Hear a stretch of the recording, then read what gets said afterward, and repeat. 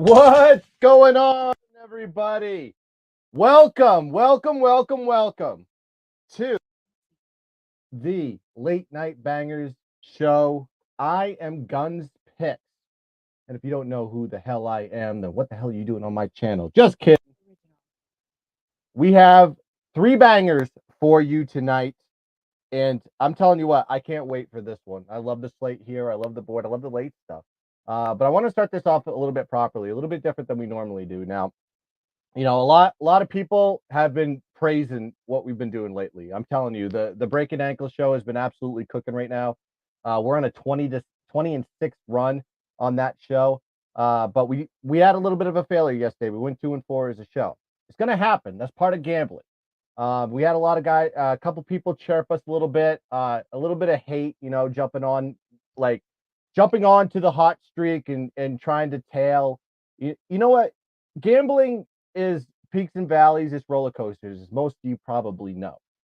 We're not going to be perfect every single time that we come out, and sometimes we're going to have a little bit of a drop off. Listen, when we started the Late Night Bangers show, I don't think I hit a bet in the first 2 weeks. So sometimes it happens that way, but the way the momentum works, I am hitting at 56, 57% regardless.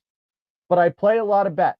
So you got to go with the yin and yangs, and this is why bankroll management is important, folks. I'm only betting 1 unit plays on this because I know that the game is peaks and valleys. But at the end of the day, we're going to be making money. We're going to be making loot. So everybody's been pretty positive overall. But if you're going to bring the hate, make sure you see the long-term record that the boys bring every single motherfucking night. And if you've been following me all season long, all year long into 2022, you know that I've been making you money and making you cash all the way through in virtually every sport that I bet. So go to the chat here before we start out the picks. I want to make sure I call out my boys. Michael, always in. What's good, brother? How you been? Alfonso joining us. What's up, my brother? All right, we got some late games here tonight, starting here at the 9 p.m. slate. These things are going to be kicking off in 24 minutes, so let's just get into the action on the Late Night Bangers show, and we're going to start this off in the Big 12. We're starting Baylor versus Oklahoma State. Gallagher Ebla Arena, Stillwater, Oklahoma, 9 p.m. Eastern Standard Time on this one, and we're going to be going with, that's right, we're going with Oklahoma State plus 1.5 as the play. Listen, I know Baylor needs wins, but you know what? I think Oklahoma State is in a little bit more of a do or die situation than Baylor on this one.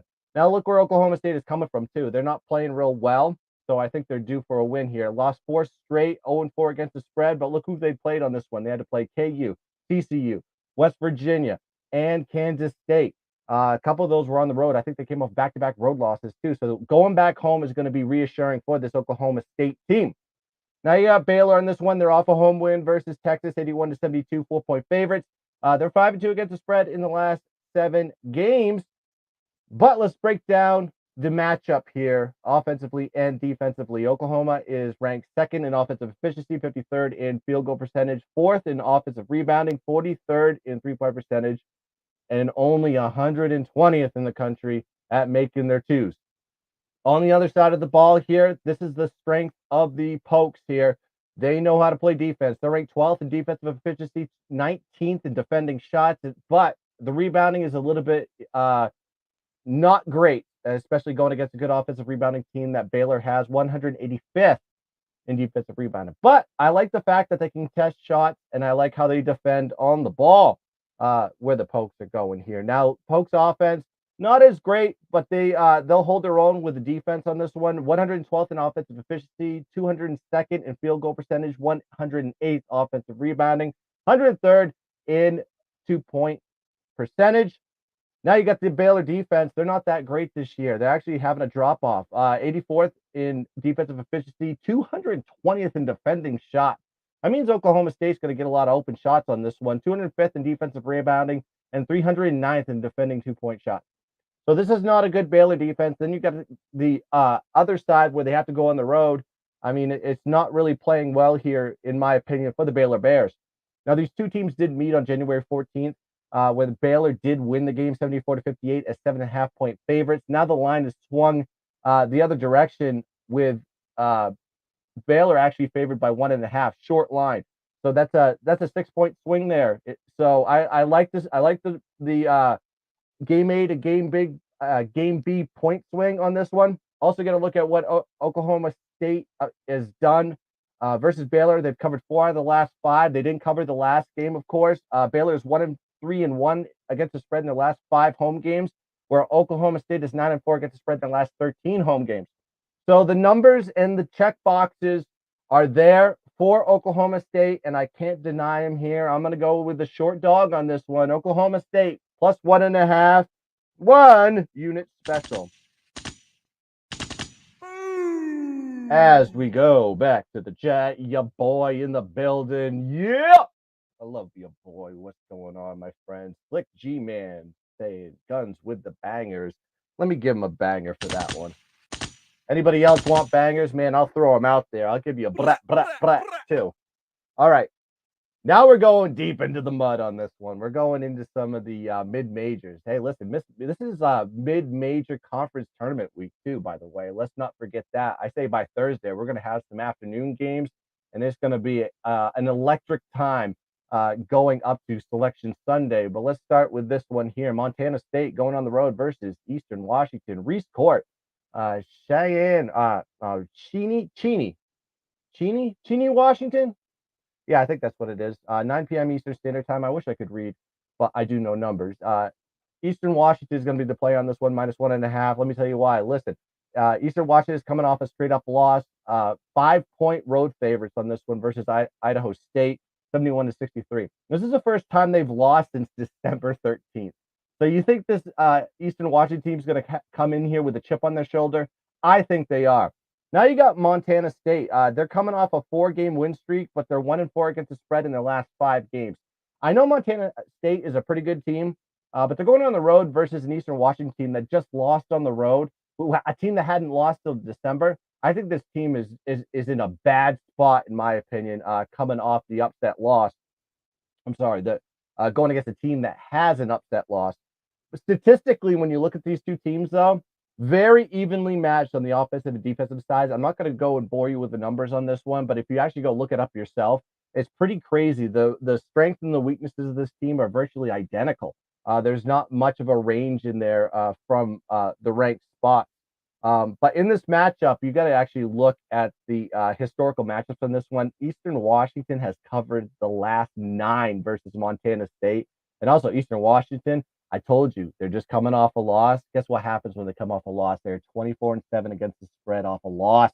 Folks, you got to be jumping on Eastern Washington on this one. They're playing at home. The place is going to be lightning, and we're going to be taking them here. Minus 1.5, 1 unit special. We cashing, baby. Ow! That's right. We are cashing. Michael's got some insight on the game.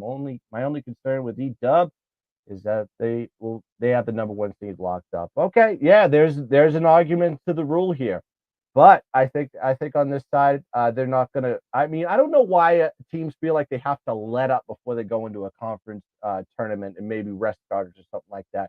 I feel that kills momentum. You see it in the NFL. You see it in certain college plays.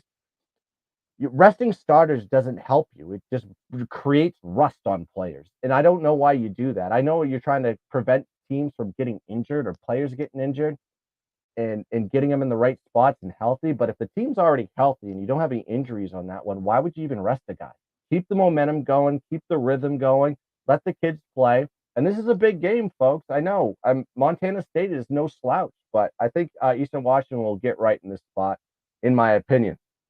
All right, next game on the board as we bang through the slate. Now we're going into the late night degenerate slate, and this is as late night degenerate as it gets here. Sacramento State versus Portland State. They're playing at Viking Pavilion. Man, that sounds like an electric arena. Fortunately, that houses Portland State. Portland, Oregon, 10 p.m. Eastern Standard Time on this one, and I'm going to be taking the favorite on this one. Portland State minus 2.5 as the play. Listen, Portland State is coming off back-to-back straight-up losses. They're 2-7 against the spread in their last 9. This is a bad team. But, however, let's look at Sacramento State. This is also a bad team. 1-8 straight up in their last 9 games, and they're 3-6 against the spread in their last 9.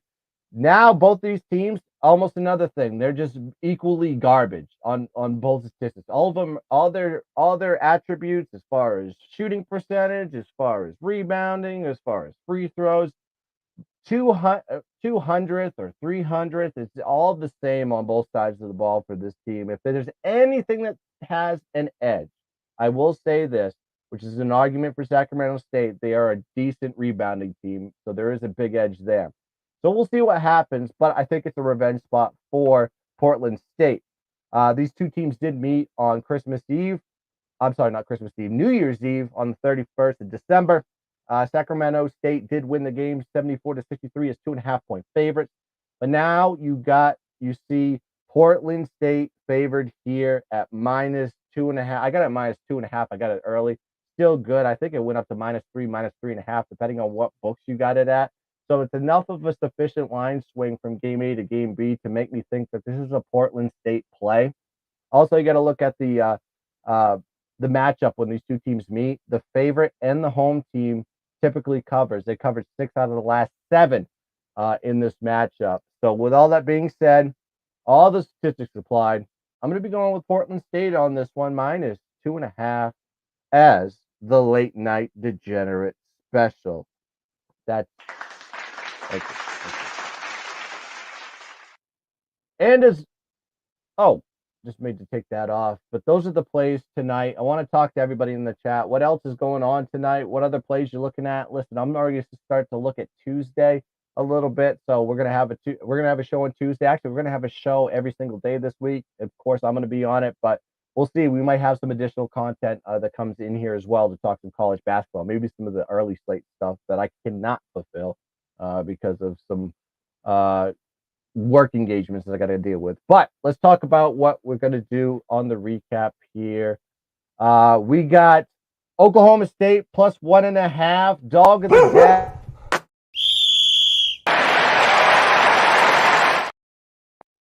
And we're going to go Eastern Washington -1.5. And the last play here, Portland State -2.5. Let's do best bet.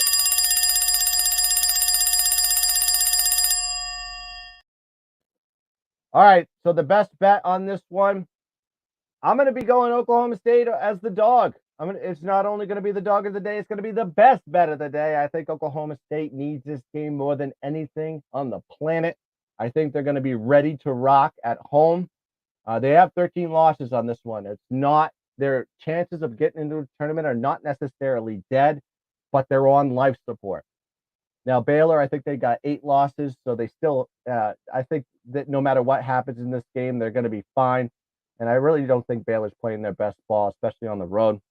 So give me Oklahoma State on this one in a get-right situation to get the W versus a formidable opponent. All right, let me talk to the chat a little bit as we get through the closing of the Late Night Bangers show on this Monday, February 27th. Let's go.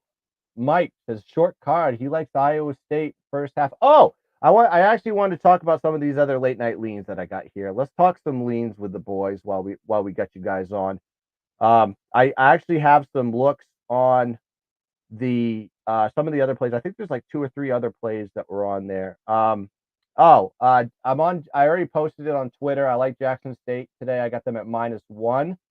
I like that play a lot. I know West Virginia and Oklahoma State are playing in this one. Iowa State being favored at home in a spot. They're just playing they're just ice cold right now. They have 11 losses. West Virginia has 13 losses, but this is the team that does not play well on the road. I lean Iowa State on that one. And I like Michael's look on that one that he just brought up on Iowa State first half. Also, Nevada, Wyoming, very weird line on this one, very short line. I think Nevada escaped a narrowing cover versus Fresno State in their last game on Friday. Now they got to go into the elevations to go play in Wyoming. An 8-20 team is only a 5.5 point dog versus a Nevada team with 7 losses that is probably just kind of carting their way into the conference tournament. I think it's a good spot to jump on Wyoming as a lean. The Montana-Idaho one, no good look at that one. So that's going to do it for the late night board. Those are my leans on all those plays. Alfonso says, "Let's go 3-0." You goddamn right, we're gonna go 3-0. I mean, the late night bangers are 2-1, 2-1, 2-1, 2-1. It seems like lately. I want to be able to give you that full board sweep so we can play this tomorrow. You know we out here so weeping, baby. And then Paul just saying he likes the first half play too. And I mean I don't disagree with it, Michael. I think it's a good play on this one.